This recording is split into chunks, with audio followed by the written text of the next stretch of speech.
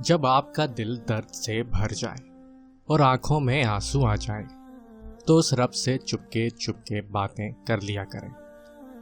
وہ سب جانتا ہے لیکن آپ سے سننا چاہتا ہے۔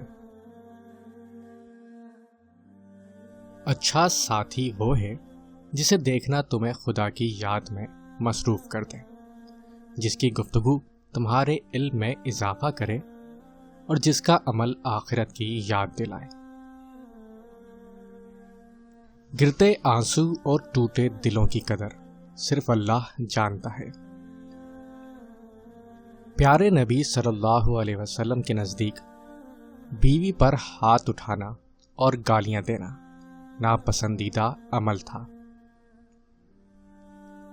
اپنے رب کو یہ نہ بتاؤ کہ تمہاری مشکل کتنی بڑی ہے، بلکہ اپنی مشکل کو یہ بتاؤ کہ تمہارا اللہ کتنا بڑا ہے۔ خوبصورتی کی کمی کو اخلاق پورا کر سکتا ہے، مگر اخلاق کی کمی کو خوبصورتی پورا نہیں کر سکتی۔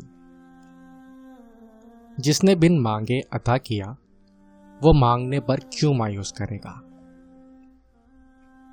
دوست کے ساتھ اس نمک کی طرح رہو جو کھانے میں دکھائی نہیں دیتا، لیکن اگر نہ ہو تو اس کی کمی بہت محسوس ہوتی ہے۔ حضرت ابوبکر صدیق رضی اللہ عنہ فرماتے ہیں، باپ ایک کتاب ہے جس پر تجربات تحریر ہوتے ہیں، اسے اپنے سے دور مت رکھو۔ بیٹی کی ذات اگر مقدس نہ ہوتی تو اللہ کبھی ہمارے نبی صلی اللہ علیہ وسلم کی اولاد کا سلسلہ حضرت فاطمہ رضی اللہ عنہ سے شروع نہ کرتا۔ اللہ کا ذکر کرتے رہا کرو، چاہے گھر میں ہو یا راستے میں، کیونکہ جس چیز کے سامنے اللہ کا ذکر کرو گے، چاہے وہ پتھر، پھول، درخت یا کچھ بھی ہو، قیامت کے دن گواہی دے گی کہ یا اللہ، یہ تیرا بندہ تیرے ذکر میں مشغول رہتا تھا۔ غرور ایک بیماری ہے جو کسی بھی کم ظرف کو لگ سکتی ہے۔ بھائیوں نے یوسف علیہ السلام کو مارنا چاہا مگر ناکام رہے، باپ کی نگاہوں سے دور کیا مگر محبت اور بڑھتی گئی، غلام بنا کر فروخت کر دیا مگر بادشاہ بن گئے۔ اس لیے لوگوں کی سازشوں اور خفیہ تدبیروں سے تم پریشان نہ ہو، اللہ کی تدبیر اور چاہت سب پر بھاری ہے۔ جن لوگوں کے خیالات اچھے ہوتے ہیں وہ لوگ کبھی تنہا نہیں ہوتے۔ حضرت موسیٰ علیہ السلام نے عرض کیا، خدایا میں تجھے کہاں تلاش کروں؟ اللہ نے فرمایا، ٹوٹے ہوئے دلوں کے پاس۔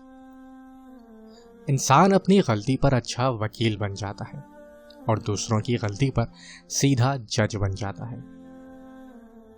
اللہ پاک نے کائنات کو دکھانے کے لیے جو سب سے خوبصورت چیز بنائی ہے وہ اپنے محبوب صلی اللہ علیہ وسلم کا جلوہ ہے۔ زندگی میں سادگی اپناؤ، جتنی سادہ تمہاری زندگی ہوگی اتنی پریشانیاں کم ہوگی۔ انسان جب منافقت کی سیڑھیاں چڑھنا شروع کر دیتا ہے تو اسے جھوٹ بولنے کی عادت ہو جاتی ہے۔ بہترین انسان اپنے عمل سے پہچانا جاتا ہے، ورنہ اچھی باتیں تو دیواروں پہ بھی لکھی ہوتی ہیں۔